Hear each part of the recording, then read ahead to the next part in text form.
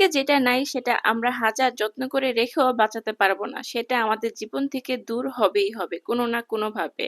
তো যাই হোক আমার এই দামি সিরামটা ভেঙে গেছে, অর্ধেকই পড়ে গেছে। যেটুক ছিল ওটুক কোটটার মধ্যে উঠায় রাখলাম।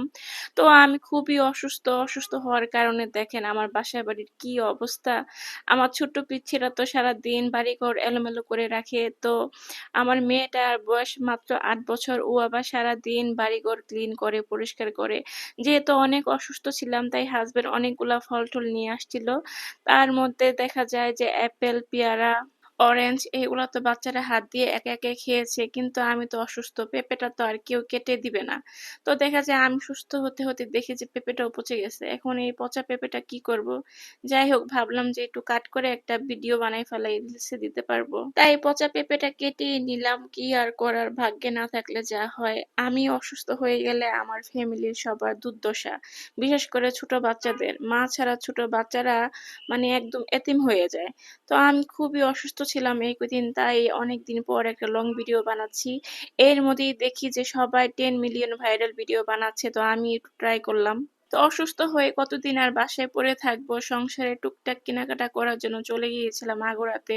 ওখানে গিয়ে দেখা যায় বাচ্চাদের খাবার-দাবারই বেশি কেনাকাটা করলাম যেহেতু ওরা সারাদিন বাসায় থাকে। এখন আবার বাচ্চাদের এক্সামও চলতেছে। তো এক্সাম তো জাস্ট ১-২ ঘন্টা দিয়ে বাসায় থাকি সারাদিন।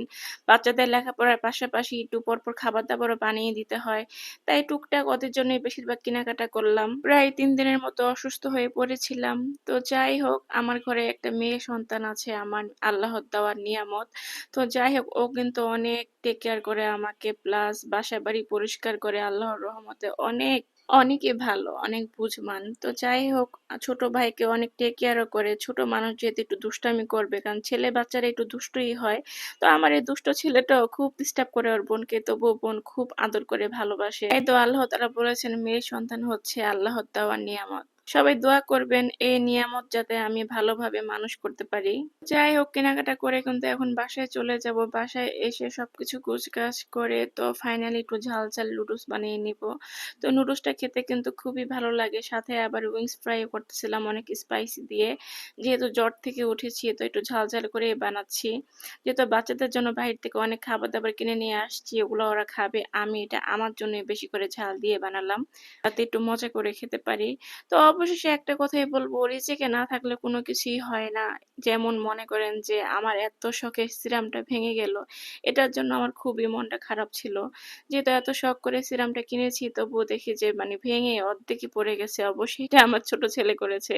ও ছাড়া এটা আর কে করবে? যত দুষ্টামি ওই করে। সবাই দোয়া করবেন আমার জন্য আর সম্পূর্ণ ভিডিওটি দেখার জন্য অনেক ধন্যবাদ। ভালো থাকবেন।